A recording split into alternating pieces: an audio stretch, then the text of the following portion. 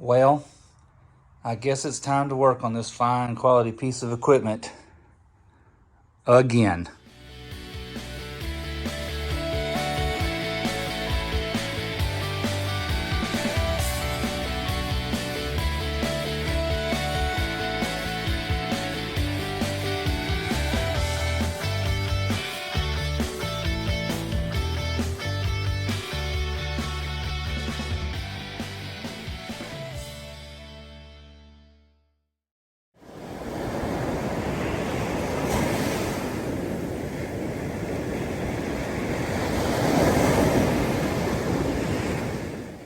And well, we're back on the Jeep again. Well, you know, if you own Jeep, and again, the words go together. But we're going to try to address a situation today that we've been fighting with for a very long time.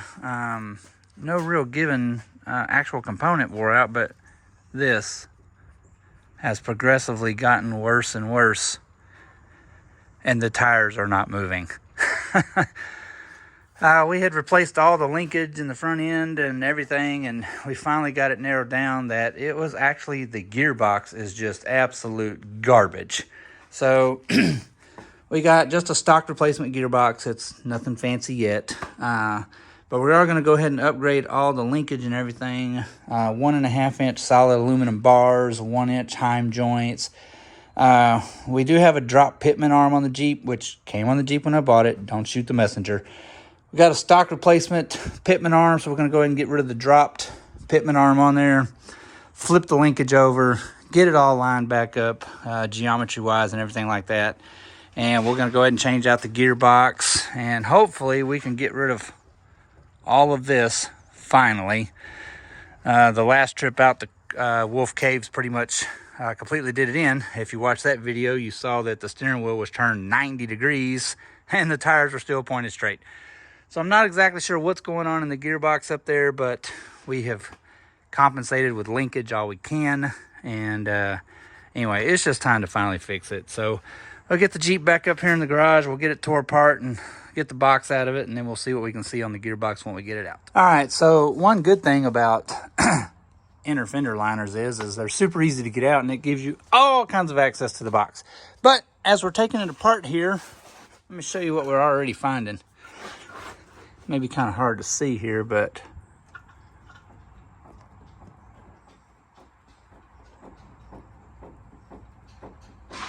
at first I thought the pitman arm was just loose on the steering box, but after I've got up in there and actually watched it, that is the whole entire shaft inside the gearbox that is moving.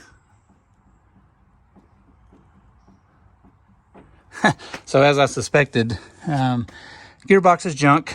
I mean, we could rebuild it and put all new innards in it, but it's just a lot easier to just put a replacement gearbox on it and be done with it. But anyway, as I suspected, that's the biggest majority of it so far. But anyway, we're going to get it on out of there. We're going to get all this stuff changed? Yeah? Today? You're going to get it all changed today? Okay, good boy. See, I'm telling you, every job I do, I always have my helper. Well, what? I know. More work, less talk. Okay. Well, there it is, one gearbox out. There's really nothing to it. It's not a how-to video, guys. It's super simple to take a gearbox out of one of these things. The lines right here are 18 millimeter. They're not buried in there, thank God. You should never bury those in there. Don't. But anyway, 18 millimeter to get the two lines loose. There's a 13 millimeter pinch bolt in the steering column right there where the shaft connects onto the box. 4 18 millimeter bolts right here. I just pulled the pitman arm out with the box because I'm changing it anyways, going back to a stock style pitman arm. But if you did want to pull it off, I think it's a 33 millimeter nut, I believe, that holds it on. Inch and 5/16 will work also to get you out of there if you don't have a big enough socket. But that's all there is to getting the gearbox out of one of these things. It literally takes about 15 minutes. Of course, having the inner fenders like that helps a whole lot. Now with stock inner fenders, it'd probably be a woo, but nothing to it. As I suspected, once we got it out, I really can't really can't wobble it around too much with it out of the Jeep, not bolted to the frame anymore. But when we had it up in the Jeep still, this whole shaft right here moves in and out, side to side, any direction you want to move it. I mean, the gearbox is shot. So that's that. You can buy a rebuild kit for these. They're not super difficult to rebuild either if you really wanted to, but you can just get an aftermarket gearbox way cheaper now and easier instead of going through all that anymore. I did drop the track bar down just to give us clearance. The box just come right out the bottom. So that's it. We're going to go ahead and get the stock replacement gearbox put back up in there. We'll get it bolted up. And then we will move on to getting the rest of the steerage linkage off of there. The stabilizers will have to come off for now. I didn't get the clamps for the 1.5 inch bar so I could put these back. But hopefully we won't need them anymore. Once we get everything tightened up the way it's supposed to be, you shouldn't have to run steering stabilizers. Everything else is already brand new in the front end. Of course, we have the ball joint deletes in there now for... I'm going to say going on about 10,000 miles on them now, I think. You know, flat-toed behind the motorhome and off-roading and all that stuff. Still the greatest thing we probably ever did to the Jeep. So thank you, Josh, American Iron, for the ball joint deletes. Those things are freaking awesome. You should do that. If I had a stock JK, I think I'd get rid of the ball joints and go to those. Anyways, enough of that. We're going to get the box put back up in there so we can get the rest of this linkage off. We have to bore... ream, actually. We're going to ream the holes out. We have to ream all those out to 3/4 inch for the new hardware. We are doing a flip, so they will be on the top now. Correct some steering geometry issues while we're at it. Hopefully that's going to fix all the wibbly wobbly this thing has had since the day we ever had it. But anyway, moving on. All right, so we got the gearbox put back up in there. Again, there's really not much to it. Like I say, it's just these 4 18mm bolts. 13mm bolt holding the sector, the shaft coming from the steering column over to the box. The 2 lines are back on there, 18mm. Don't bury them, just snug them up. It's good enough. Do not bury them. Most people cross thread them. Anyway, so there's the new gearbox. We got a new, we got the linkage marked up here with the rod ends on there. And don't forget, those are aluminum. You know, steel and aluminum together, anti-seize in there. They will corrode and eventually galled up on you. Won't hardly be able to turn them. So we got that all pre-assembled. We have a new pitman arm here that's going to go on. But before we put the pitman arm on, we're going to go ahead and bore the hole out in it to 3/4 inch. We have a 3/4 inch reamer here. For the new hardware that's going to go through there, there will be no more tie rod ends on this Jeep. Do away with all that ball and socket crap. So we're going to get the pitman arm done. We'll get it mounted up on there. We'll go ahead and get this hub, turning knuckle completely done, because once we get this one on there, we'll kind of be in the way of this one. So we'll do all those at the same time. We'll get those bored out, and we'll get the, I guess it's the drag link. I don't know which one goes from the power steering box over to the turning knuckle. Anyway, we'll get that mounted up first so we can get this rotor lined up, and then we'll do the other side so we can get the center tie rod on there, and then get the wheels lined back up so that we can have them pretty close to where they need to be, you know, and then we can put the tires back on and do the final adjustment. So anyway, first project is to get this one bored out so we can get the pitman arm back on the box.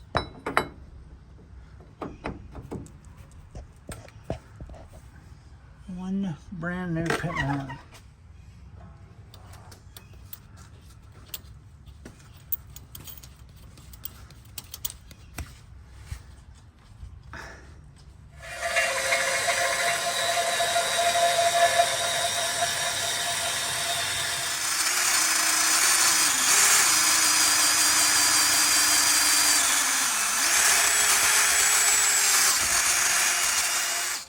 One reamed hole.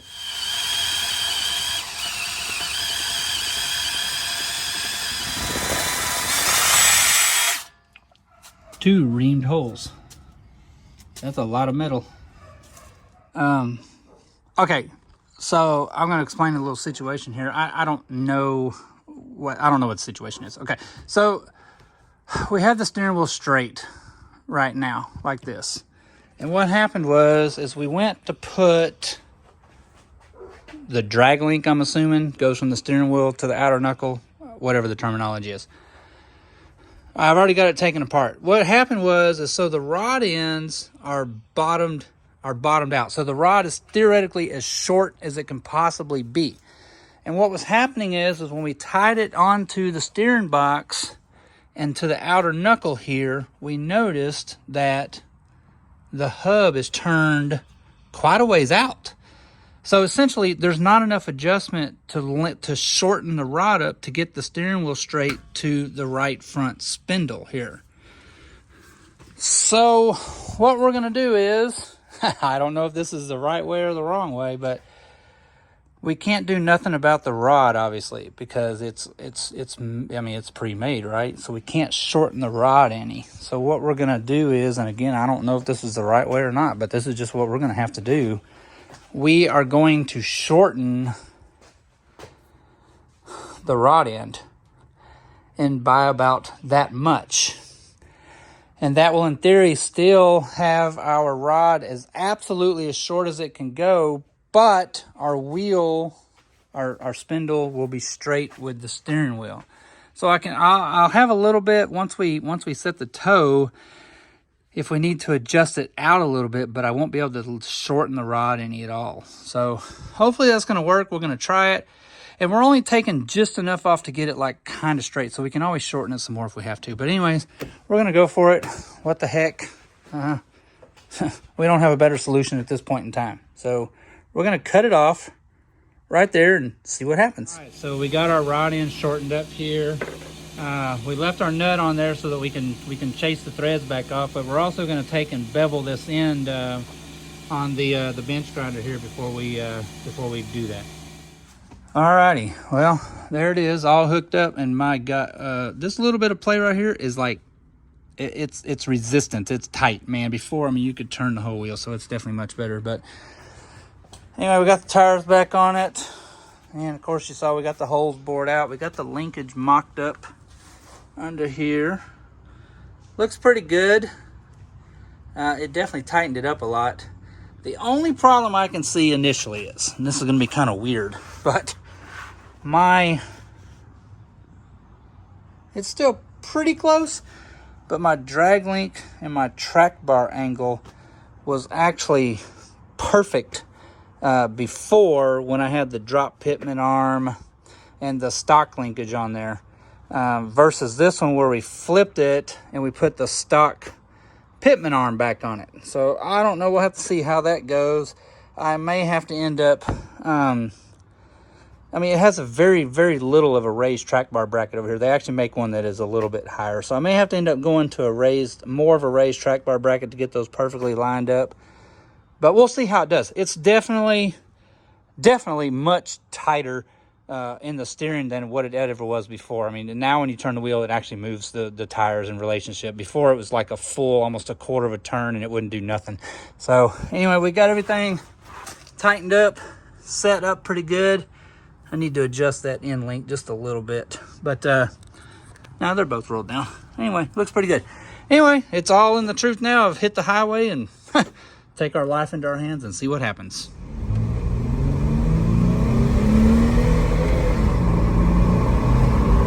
That's not gonna do it.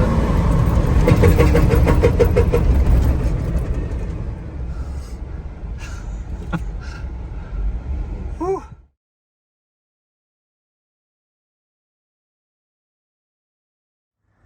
Well, as you can see from that previous clip, we have all this high-dollar beefy stuff underneath here now, and it absolutely is 1,100,000 times worse than it ever was before.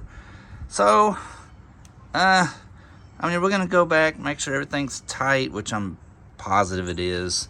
Now it feels great. I mean, the steering is definitely like way tighter than it ever was before. So I suspect that we probably have maybe an alignment issue or something like that. I mean, the tires look really close, but you know, it doesn't mean they are. But anyways, we're gonna do our old school methods here. We're gonna run a string line all the way around the Jeep so we can see the relativeness between the front tire and the back tires, and see if anything is off whack or whatever, and see if we can't figure out why it drives like crap now with another $1,000+ worth of steering components on it. All right, so we've gone back to some old school stuff here, back before fancy laser machines and all that. Now this is the passenger side. Kind of hard to get you an angle in there, but it's pretty much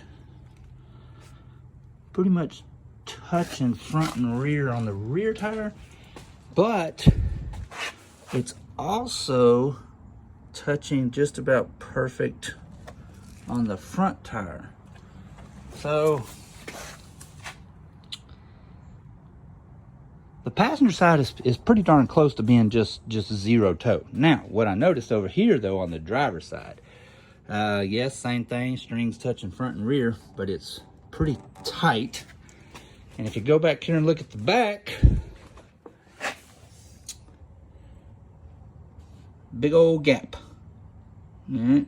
So while the right side tire, yes, is theoretically pretty much zero on the toe, the driver's front is actually way in. So the back of the tire's got the string kicked off the back tire. So the tires are probably towed way in too much.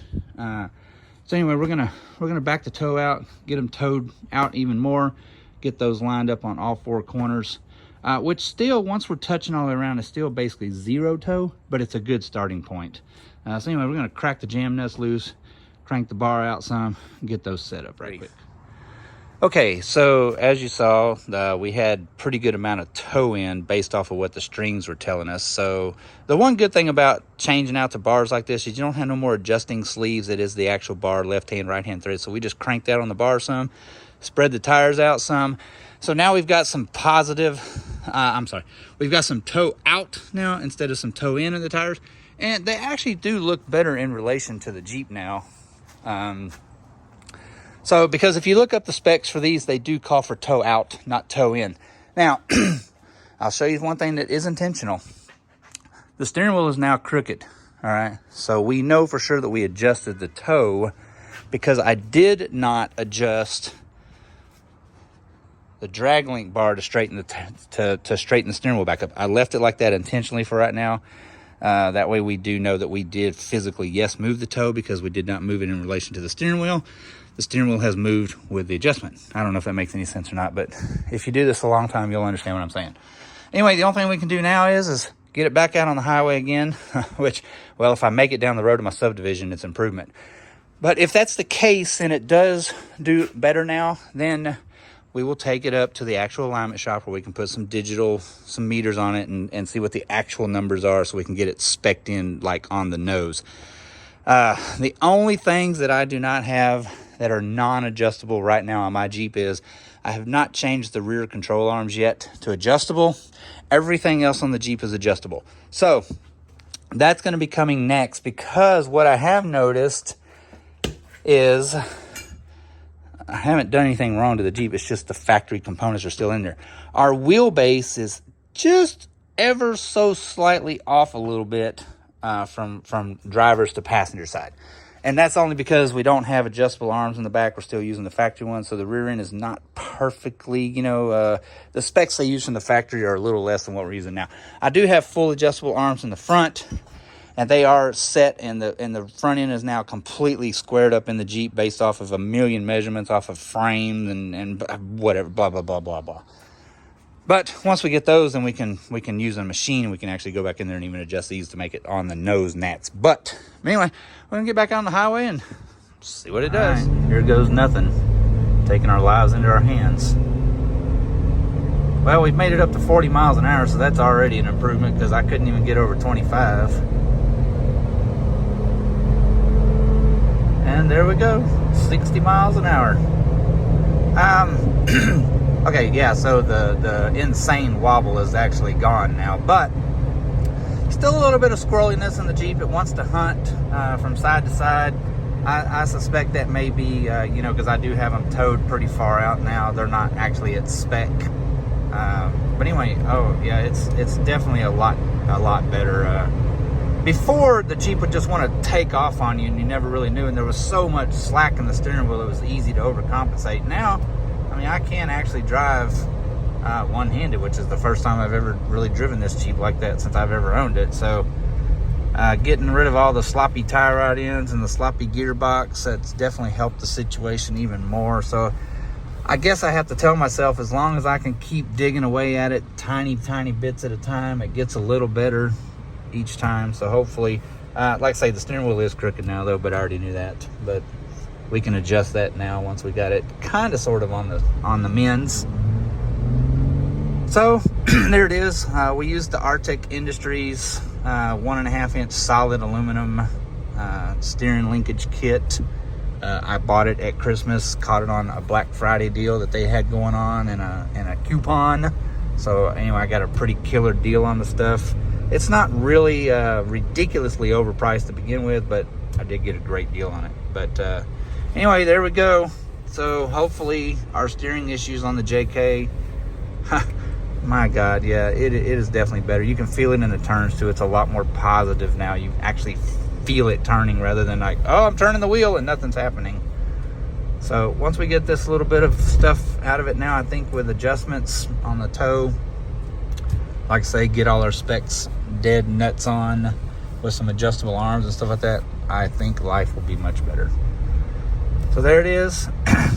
Wasn't really a how-to video at all, just merely showing what we've been dealing with on our Jeep, trying to figure out steering issues, and something you may look at also.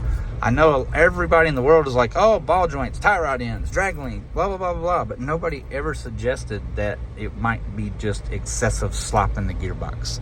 So there we go.